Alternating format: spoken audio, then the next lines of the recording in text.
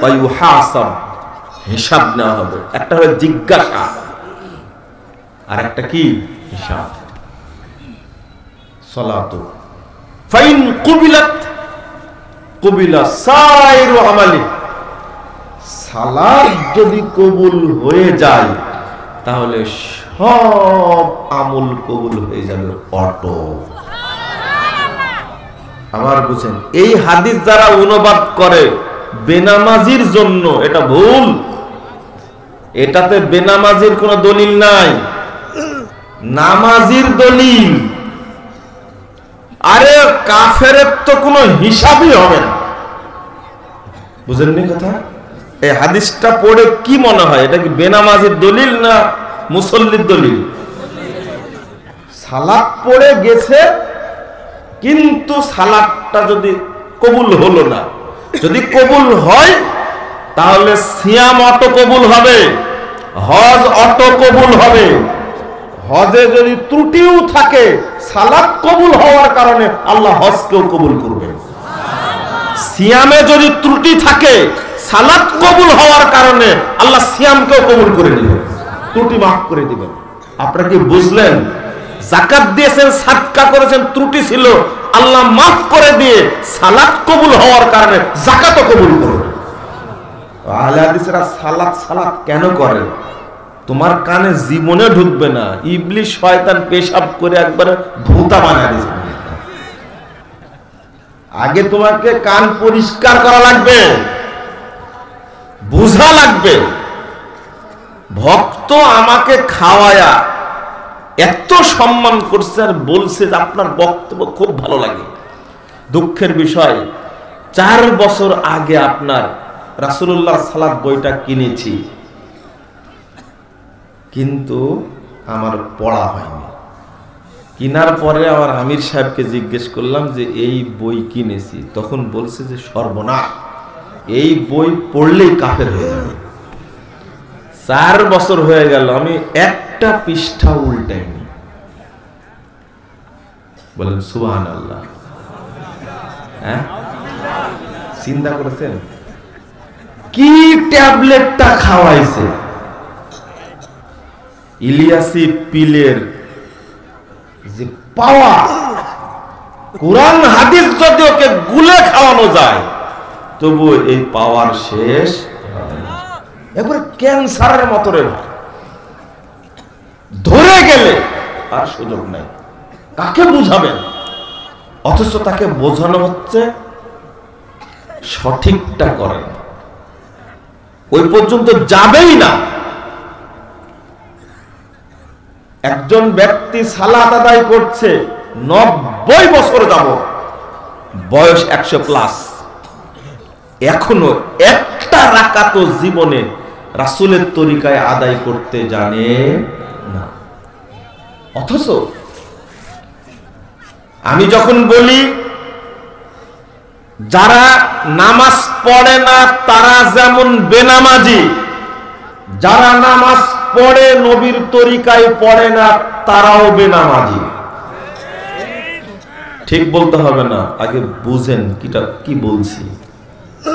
সালাতের বিষয়টা এত জটিল, এত জটিল। আপনাকে কেন বলবো না? আহলে হাদিসরা সিয়ামের ব্যাপারে অত কড়া না কেন? হজ্জের ব্যাপারে অত কড়া না কেন? আকীদা এবং সালাতের ব্যাপারে কড়া কেন, শক্ত কেন? আজকে জবাব পেয়েছেন। সালাত শুধু এইটা? আল্লাহ রাব্বুল আলামিন বলতেন ওয়াকিমিস সালাহ ইন্নাস সালাতা তানহা আনিল ফাহশাই ওয়াল মুনকার। 45 নম্বর আয়াত সূরা আনকাবুত। এমনি বলি না, তুমি সালাত আদায় করো, নিশ্চয় সালাত যত ফাহেশা কাজ আছে, যত নোংরা কাজ আছে, সমস্ত কাজকে বাধা দেয়। সালাত বাধা দেয়। আপনাকে বাধা দেয় না কেন? 3টা কারণ। 1 নম্বর, সালাত পড়েন কিন্তু আকীদা ঠিক না। 2 নম্বর, সালাত পড়েন, নবীর তরিকায় পড়েন না। 3 নম্বর, আকীদা ঠিক আছে, সালাতের পদ্ধতিও ঠিক আছে, আপনি বড় হারামখোর, এই জন্য কবুল হয় না। সালাত কবুল যদি না হয়, আপনার জীবনে সালাত কোনো প্রভাব বিস্তার করতে পারবে? বইটার ভূমিকায় একটা কথা লিখে রাখছিলাম, আমার মাথায় ধরে নিন না, আমার মতো লিখে রাখছি। একজন প্রখ্যাত মুফাসসির, আন্তর্জাতিক ব্যক্তি, তিনি আমাকে জড়ায় ধরে বলছেন যে বাবা, একটা কথা আমার মাথা ঘোরায় দিয়েছে। কি কথা?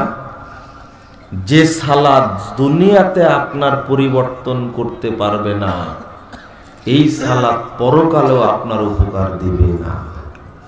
আমি বললাম যে এটা কোথায় আছে? তুমি ভুলে গেছো কোথায় লিখছো? আমি ভুলে গেছি। এইটা ভূমিকার মধ্যে লেখা আছে।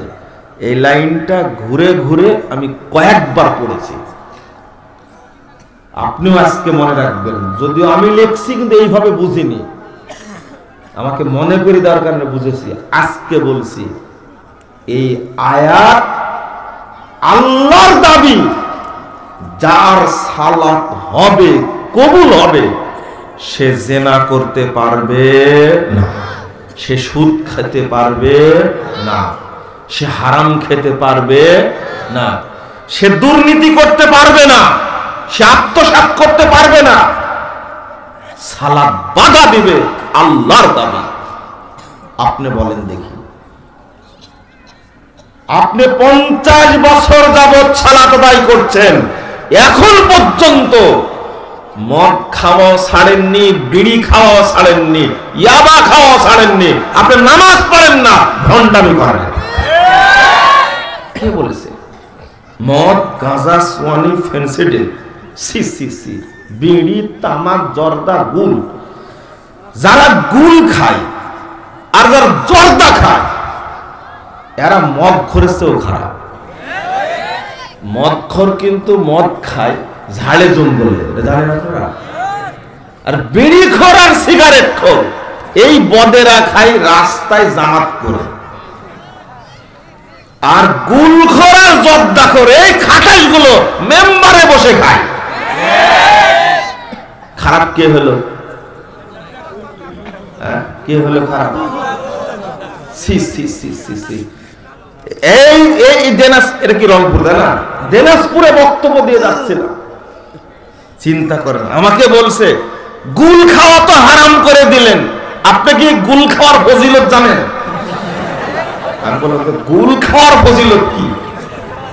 তো বলেছে যে গুল মুখে দিয়ে নামাজে তেলাওয়াত শুরু করলে কুকিলের মতো শব্দ হয়।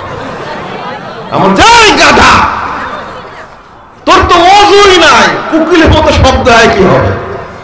গুল মুখে দিয়ে নামাজ শুরু করলে ওযু আছে বলেন তো দেখি? হারাম কর, কেমন হারাম করে? সাবধান, নামাজ পড়ে আবার জর্দা খায়। জর্দাখোর কে? এই নাতিপুতি আছে না তোমরা, তোমার দাদা যদি জর্দাখোর হয়, একটা বুদ্ধি শিখাই দিই তোমাকে। দাদার জর্দার কোটাটা তুমি চুরি করবা না, না না না, চুরি করতে হবে। চুরি করে রেখে দিবা আর খেয়াল রাখবা, আর প্রয়োজনে ভিডিও করে রাখবা। দেখবা তোমার দাদার চটপটে শুরু হয়ে গেছে। এটা যে পরিমাণ নিশা, জর্দার কোটা না পাওয়া পর্যন্ত বাড়ি উথাল পাতাল করে দেবে। একজন মহিলা বলছে যে আমার হাজবেন্ড জর্দা খায়, তো আপনার কাছে মাসালা জিজ্ঞেস করলাম, আপনি বলে জর্দা কোটা লুকা রাখবেন। আমি লুকা রাখতে রাখতে রাখতে কোথায় রাখলে তাড়াতাড়ি বের করে, এই রাত্রি তার টিকতে পারছি না। বলছে সকালে খায় তুমি, খুঁজে পাওয়া যাচ্ছে না, দোকান থেকে নিয়ে এসে খায়। জর্দার নিশা উঠেছে। এই যে ভাঙ্গা ভাঙ্গি শুরু করলো, শেষে আমাকে মার শুরু করলো। জর্দা যে এত নিশা, এইটা আপনার বুদ্ধি না দিলে আমি বুঝতে পারতাম না। সে মারলো, জর্দার কোটা বুঝতে পারেছে আমি লুকা রাখছে, বলছে বের করো তাড়াতাড়ি নাহলে মায়ের শুরু হবে। রাত 1টা পর্যন্ত জর্দা না খাওয়া পর্যন্ত সে বলছে, শেষ পর্যন্ত মার শুরু করলো। আমাদের মারলেও জর্দার কোটা আজকে দেবো না, সকালে দেবো। মুজাফফর বিন মুহসিন যে বলেছে কোটা লুকা রাখে দেখবেন এটা নিশা কিনা, এটা প্রমাণ করব, তারপর আমি দেবই না।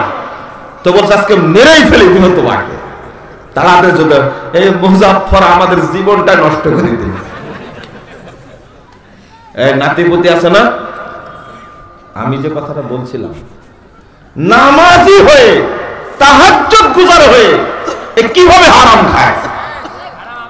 পাসপোর্ট অফিস আছে না, পাসপোর্ট অফিস, তারপরে আরেকটা অফিস আছে বাংলাদেশে ভূমি অফিস, আরেকটা অফিস আছে কাস্টম, আরেকটা অফিস আছে বিদ্যুৎ, বিদ্যুৎ আরেকটা অফিস আছে বাংলাদেশে, এটা না বললেও চলতো কিন্তু বলে দিই, সচিবালয় আছে না। এখানে এত ভালো ভালো মানুষ বাস করে, এদের কারো রক্ত হালাল এটা আজ পর্যন্ত আমার বিশ্বাস হয় না। এই যে নামাজ পড়ে, টুপি মাথায় দেয়, প্রথম কাতারে হাজির, আর সিহারা কি কুকুরের বাচ্চা দেখছেন আপনারা? দেখছেন কুকুরের বাচ্চা দেখছেন? এমন ঘাড় মোটা এদের চেহারা, টসটসে চেহারা, হারামখোর, নামাজও পড়ে, আবার কলমের এক খোসায় কোটি কোটি টাকা দুর্নীতি করে। চুরি করতে করতে করতে করতে দেশটাকে ভঙ্গুর বানায় দিচ্ছে। শোনেন, মাথায় টুপি, মুখে দাড়ি, গায়ে একটা দারুণ পাঞ্জাবি, আজান হলে মসজিদে চলে যাই, অথচ এইগুলো হলো সাইনবোর্ড। এগুলো কি সাইনবোর্ড? দাড়িটা তার সাইনবোর্ড। আমি বলি তোমাকে নামাজি হওয়ার জন্য কে বলেছিল? মানুষকে ধোঁকা দিয়ে। নামাজটা তার সাইনবোর্ড, দাড়িটা তার সাইনবোর্ড, টুপিটা তার সাইনবোর্ড। এইগুলো লাগা রাখছে হাজার হাজার কোটি টাকা দুর্নীতি করার জন্য। এদের টাকা রাখা যায় না, ব্যাংকে রাখা যায় না, বুঝতে পারলেন? সে চিন্তা করলো যে অন্যের ব্যাংকে রাখি, তাও হলো না। পরে আমেরিকায় বাড়ি কিনেছে, কানাডায় বাড়ি কিনেছে, লন্ডনে বাড়ি কিনেছে, মালয়েশিয়ায় বাড়ি কিনেছে, সিঙ্গাপুরে বাড়ি কিনেছে, তাও টাকা রাখা যায় না। শেষে সুইস ব্যাংকে রাখছে, বুঝছেন? এরাও কিন্তু নামাজি। এরা কি বলেন? তারা নামাজি না ভণ্ড? কত নম্বর? নাম্বার 1 ভণ্ড। আল্লাহ রাসূল সাল্লাল্লাহু আলাইহি ওয়াসাল্লাম বলেন, ইয়াতি আলান নাসে জামান, মানুষের সামনে একটা যুগ আসবে, একটা সময় আসবে, ইয়াসতামিউনা ইয়াসাল্লুনা ফিল মাসাজিদ, দলে দলে মানুষ মসজিদে যাবে এবং সালাত আদায় করবে। মসজিদে যাবে, সালাত আদায় করবে, প্রত্যেকটা মসজিদ পূর্ণ থাকবে মুসল্লি দ্বারা। ওয়ালাইসা ফীহিম মুমিন, কিন্তু কোন মসজিদে একজন ইমানদার খুঁজে পাওয়া যাবে না। কে ভয় লাগে না আপনার? যে নামাজ তো আমিও পড়ি, যে মুমিন নাতে কি বেঈমান, কিন্তু সব মুসল্লি। বলুন, যে ব্যক্তি নামাজ পড়ে 50 বছর যাবত কিন্তু ওযু করেনি একবারও, কবুল হবে? কেউ যদি 100 বছর নামাজ পড়ে ওযু ছাড়া, কবুল হবে? এবার বলেন তো, ঈমান ছাড়া যদি কেউ নামাজ পড়ে কবুল হওয়ার সম্ভাবনা আছে? তাহলে এইটা বুঝেন না কেন? ঈমান নাই তো কি? আল্লাহ বলেছেন ফাওয়াইলুল লিল মুসাল্লিন, মুসল্লিদের জন্য ওয়াইল, স্পেশাল জাহান্নাম। ওয়াইলটা কি? দারুণ একটা বিষয়। ওয়াইল গাইয়া, আল্লাহ বলছেন মুসল্লিদের জন্য স্পেশাল জাহান্নাম কেন? ইবনে মাসউদ রাদিয়াল্লাহু আনহু বলছেন, ওয়াদিন ফি জাহান্নাম, এটা হলো জাহান্নামের একটা উপত্যকা, একটা দ্বীপ। বাইদুল কা, সবচেয়ে গভীর, খবিসুত্তম, যার খাবার হবে পচা দুর্গন্ধযুক্ত। আউযুবিল্লাহ। ইমাম আমাশ রাহিমাহুল্লাহ বলছেন, ওয়াদিন ফি জাহান্নাম মিন দামিন ওয়া কাইহিন, ওয়াইলটা হলো জাহান্নামের একটা উপত্যকা, একটা দ্বীপ, আলাদা জায়গা। জেলের মধ্যে জেল, তার নাম সেল। জাহান্নামের মধ্যে স্পেশাল জাহান্নাম, যেটা তৈরি করা হয়েছে দুইটা পদার্থ দ্বারা, একটা পচা রক্ত আর একটা হলো পচা কোষ, এটা দ্বারা তৈরি করা হয়েছে। আর এই স্পেশাল জাহান্নামে রাখবে মুনাফিক মুসল্লিদেরকে। ফায়ুল্লিল মুসাল্লিন, এই শব্দের অর্থ, আয়াতের অর্থ করতেন সাহাবায়ে কেরাম, ফাওয়াইলুল লিল মুনাফিকিন, যারা মুনাফিক মুসল্লি তাদের জন্য ওয়াইল জাহান্নাম। আপনার ভয় লাগে না? আপনার চিন্তা লাগে না? আমি নামাজ পড়ি আবার মিথ্যা কথা বলি, আমি নামাজ পড়ি আবার সুদ খাই, আমি নামাজ পড়ি আবার হারাম খাই, আমি নামাজ পড়ি আবার জিনা করি, আমি নামাজ পড়ি আবার ঘুষ খাই, আত্মসাৎ করি, দুর্নীতি করি। আপনি এখনো চিনেন না মুনাফিক মুসল্লি কাকে বলে?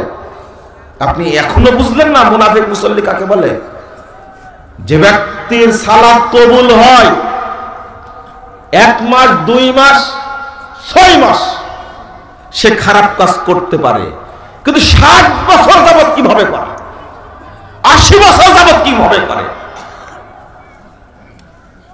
এক মহিলা বলছে তার স্বামী সম্পর্কে, দুর্ভাগ্য বলতে হচ্ছে, আমার স্বামীকে বাঁচানোর উপায় কি? আমার স্বামীর বয়স এখন 72 বছর, অথচ আমার স্বামী জেনার সাথে লিপ্ত। নাউযুবিল্লাহ। নামাজ পড়ে মাথায় টুপি দেয়। চিন্তা করেন কত খারাপের খারাপ। সবচেয়ে খারাপ মানুষ হলো বৃদ্ধ জেনাকারী, অথচ নামাজ পড়ে। ও নামাজ সম্পর্কে জানেই না। তুমি কি শিক্ষা দিলে? আর বলছে কি জানেন, তবলিগে গিয়ে অনেক কিছু শিখায়। কি শিখেছে জানেন? তবলিগে গিয়ে কি শিখেছে? আমাকে একজন বলছে, আপনি কোনদিন বলেছেন আপনারা যে সুবহানাল্লাহ যে একবার উচ্চারণ করলে 49 কোটি নেকি হয়? কোনদিন বলেছেন এটা? যদি টঙ্গিতে না যেতাম জীবনে বুঝতাম না। আমি বললাম যে কত নেকি হয়? তো 49 কোটি। আমি বললাম যে ওই জন্যই তবলিগে যান, গাঁজাও খান। টুপি যেমন লম্বা, দাড়ি তেমন লম্বা, জুব্বা আরো লম্বা, বিড়িটা আরো বেশি লম্বা। এটা কোনো কথা হলে বলেন তো দেখি? কি খাইছেন?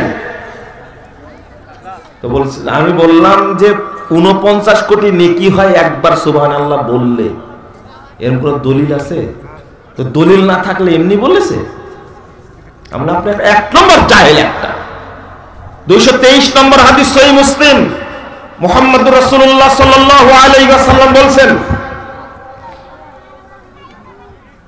যে ব্যক্তি সুবহানাল্লাহ বলবে, তামলাউ মা বাইনাস সামাওয়াতি ওয়াল আরদ, 7টি আসমানে যত জায়গা আছে, 7টি জমিনে যত জায়গা আছে, সুবহানাল্লাহর মর্যাদা এত বেশি, সুবহানাল্লাহ বলা মাত্রই 7টি জমিন, 7টি আসমানের ফাঁকা জায়গাগুলো নেকিতে পূর্ণ হয়ে যায়।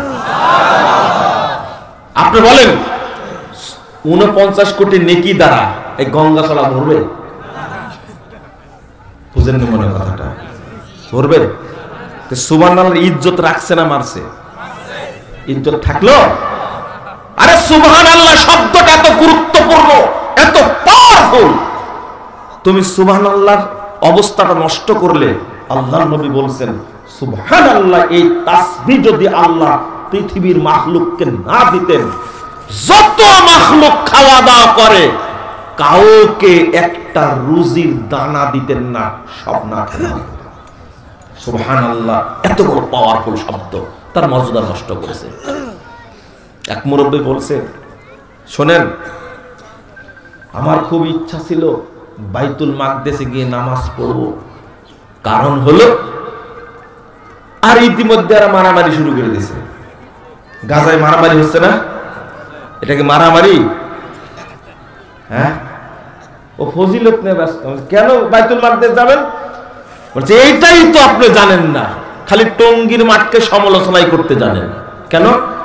বলেছে টঙ্গীর মাঠে যাওয়ার কারণে শিখলাম যে বাইতুল মাকদিসে যদি সালাত আদায় করা হয় তাহলে 62,50,00,000 নেকি হয়। আমি বললাম যে গাঁজা খড়ি কোথা কোথায় পেয়েছেন আপনি? তো যে তো ভাষায় না হজের মধ্যে আছে। আমি বললাম যে এটাই তো খাইছেন আপনি। কি শিক্ষাটা দিল তাহলে? যার কোনো দলিল নাই, যেগুলো বিশ্বাস করে, যেগুলো আমল করে, তার কোনো কি নাই, দলিল নাই। এইগুলোর বাজারটা বাংলাদেশে কি গরম, চরম অবস্থা। বলছে যে আমি এতদিন জানতাম না যে এক ওয়াক্ত সালাত জামাতে পড়লে এত নেকি হয়। কত নেকি হয়? বিমানের মধ্যে আলোচনা হচ্ছে, আমাকে দেখে চিন্তা করেছে। হ্যাঁ, বলছে আমি ভুলে গেছি নেকিটা, কিন্তু কোটি কোটি নেকি হয়। আমি বললাম যে আমার মুখস্থ আছে, আমি বলবো? হ্যাঁ বলেন তো। আমাকে বলছে, আমি বললাম যে এক ওয়াক্ত সালাত জামাতের সাথে পড়লে 3,35,54,432 গুণ নেকি। যেহেতু সুন্দর মুখস্থ আছে আপনার, আমি তো একবার শুনেছি। যে এটা বলেন না কেন আপনারা? এটা বললে তো মানুষ জামাতে নামাজটা পড়তো। আমি বলছি ওরে আমার তুমি রে, কি সুন্দর করে বললেন আপনি। তখন বলছে যে কেন, কি সমস্যা? আরে আল্লাহর নবী বললেন 25 থেকে 27 গুণ নেকি হয় জামাতে সালাত পড়লে।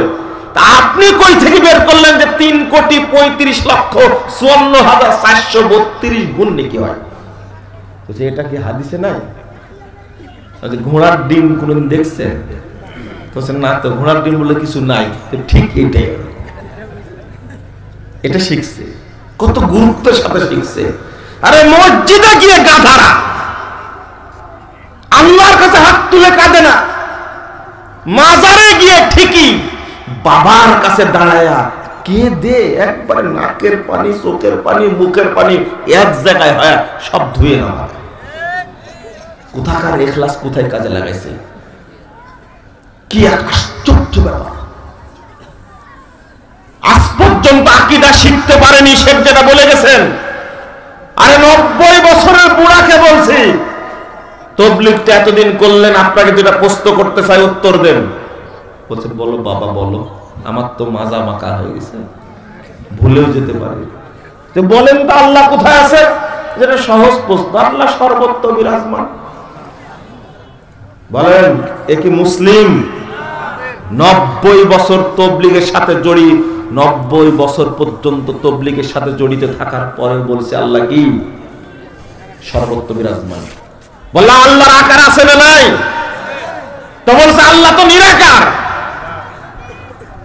কি উত্তর ঠিক আছে? তাবলীগ করে কি হবে বুঝান? নবী নূরের তৈরি না মাটির তৈরি? উল্টা বলছে জানেন, যারা বলে নবী মাটির তৈরি, যারা বলে নবী মুরব্বির পাওয়ার কথা, যারা বলে নবী মাটির তৈরি, এরা কাফের। উল্টা উল্টা ফতোয়া। তো কি বলতে হবে? নবী নূরেরই তৈরি। আল্লাহ নবী নূরের তৈরি, ফেরেশতারা নূরের তৈরি। বলেন ফেরেশতা জিবরিলের বউ কয়টা ছিল?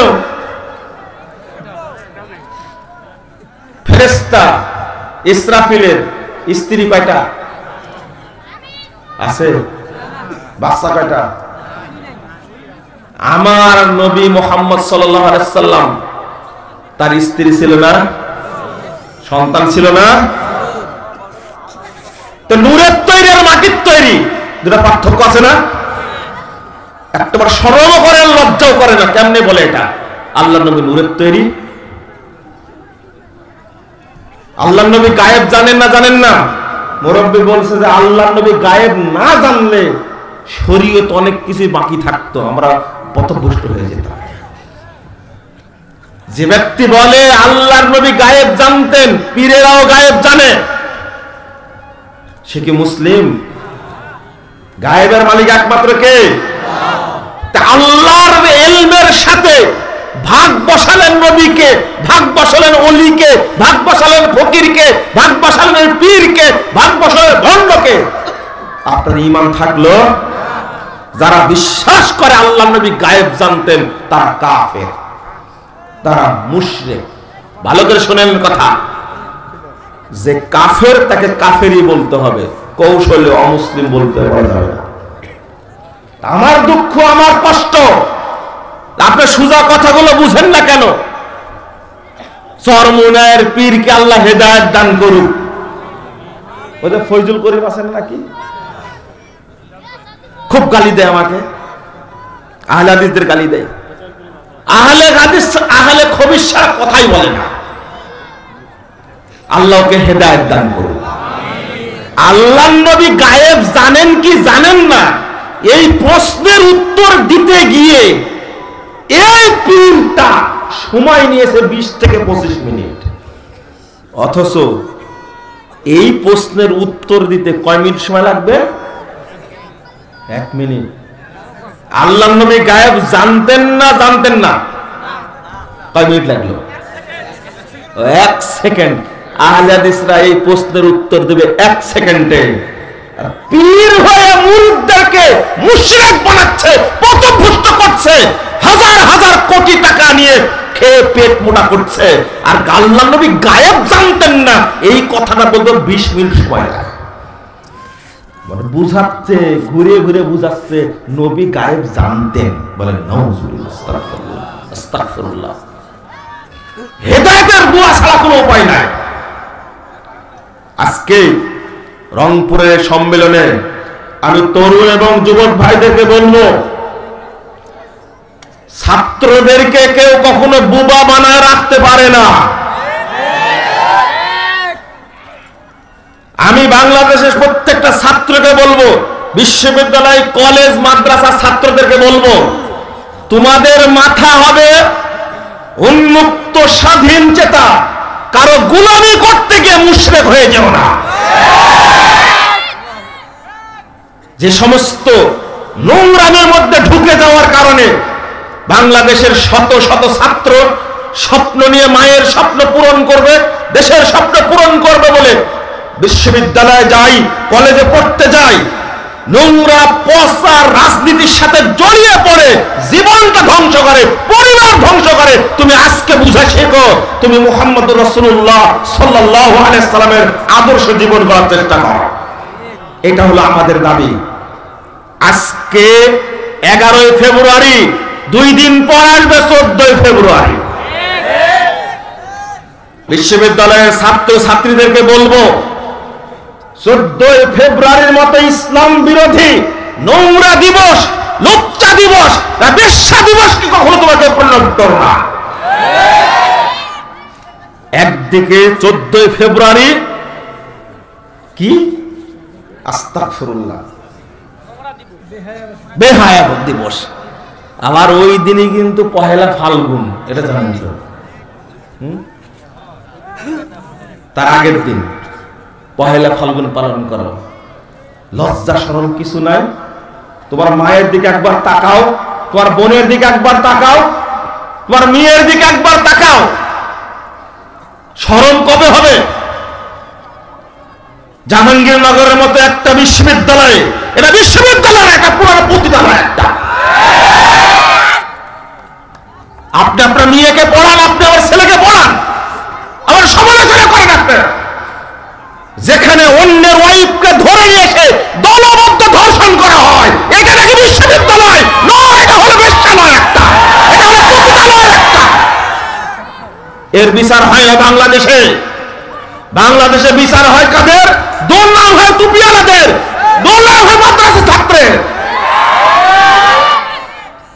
তরুণ ভাইরা, তোমাদেরকে বলছি, ইসলামী চেতনা সম্পন্ন যে সমস্ত তরুণ এবং যুবক ভাইরা আছো সারা দেশে, বাংলাদেশের এই নোংরা পরিবেশ, এই ধর্ষণের পরিবেশ, সন্ত্রাসের পরিবেশ, জঙ্গিবাদের পরিবেশ চেঞ্জ করে দিয়ে এই দেশটাকে তাওহীদের পরিবেশ বানাতে হবে। এই অবস্থা থাকবে না ইনশাআল্লাহ। একদিন নিরাপদ হবেই বাংলাদেশ ইনশাআল্লাহ। তুমি আদর্শ নিয়ে গড়ে ওঠো, তোমরাই বিসিএস ক্যাডার হবে, তোমরাই বিচারপতি হবে একদিন, তোমরাই সচিব হবে ইনশাআল্লাহ। এটা আমাদের দোয়া। যাদের অন্তরটা পবিত্র, যারা ফজরে সালাত আদায় করে, টাকনোর উপরে প্যান্ট পরে, যারা দাঁড়িতে খুর কাছি ঠেকায় না, এই অল্প সংখ্যক তরুণদের মাধ্যমে বাংলাদেশে আগামী দিনে নাস্তিক মুক্ত হবে ইনশাআল্লাহ। আজকে শিক্ষা ব্যবস্থার অবস্থা খুব জটিল। কেন তোমাদেরকে বলবো না? যে মেয়েটাকে ধর্ষণ করা হয়েছে দলবদ্ধভাবে, যদি ওই মেয়েটা, ও সাংবাদিক, যদি তোমার ওয়াইফ হতো, তোমার বোন যদি হতো, অবস্থাটা কি দাঁড়াতো? আমি আরো একটু আগে যাই। আজ পর্যন্ত তাদের শাস্তি নিয়ে আসা হয় না। যদি চেঞ্জ হয়, ক্ষমতা হোক আর প্রশাসনে হোক, যারা যায় তাদের আত্মাটা পবিত্র না। এই জন্য দেশের চেঞ্জ হচ্ছে না। আমি তরুণদের নিয়ে স্বপ্ন দেখি। আমি দাওয়াত দিচ্ছি আজকে আগামী 15 এবং 16 বাইপাইলের মহাসম্মেলন বাংলাদেশ জমিয়ত আহলে হাদিস কর্তৃক আয়োজিত এই সম্মেলনে তরুণ ভাইদেরকে অংশগ্রহণের অনুরোধ জানাচ্ছি। আমি মাঝে মাঝে অনুপ্রাণিত হই। হজ্জে যখন যাই, আরাফার মাঠে দেখি এক শ্রেণীর তরুণ খেদমত করছে, মিনাতে দেখি এক শ্রেণীর তরুণ খেদমত করছে, মুজদালিফায় দেখি এক শ্রেণীর তরুণ খেদমত করছে। সারা বছর তওয়াফের সময় খেদমত করছে। কেউ পানি দিচ্ছে, কেউ টিস্যু দিচ্ছে, কেউ ঠান্ডা পানি মুখে দিচ্ছে। কত তৃপ্তি যে পাচ্ছে এই হাজিরা উমরাকারীরা। তরুণ ভাই, তোমাদের দায়িত্ব হলো, হাজার হাজার মুরব্বী যাবে, তাদের যাবতীয় খেদমত এবং ব্যবস্থাপনা আঞ্জামের দায়িত্ব হলো তরুণ সমাজে। আমি সুব্বানের ছেলেদেরকে বলেছি যে কোনো ত্রুটি যেন না হয়, প্রমাণ করে দিতে হবে বাংলাদেশে আহলে হাদিসরা ঐক্যবদ্ধ এবং আমরা পারি এরকম সম্মেলন আয়োজন করতে ইনশাআল্লাহ। আল্লাহ তুমি কবুল করো, আমিন ইয়া রাব্বাল আলামিন। আজকে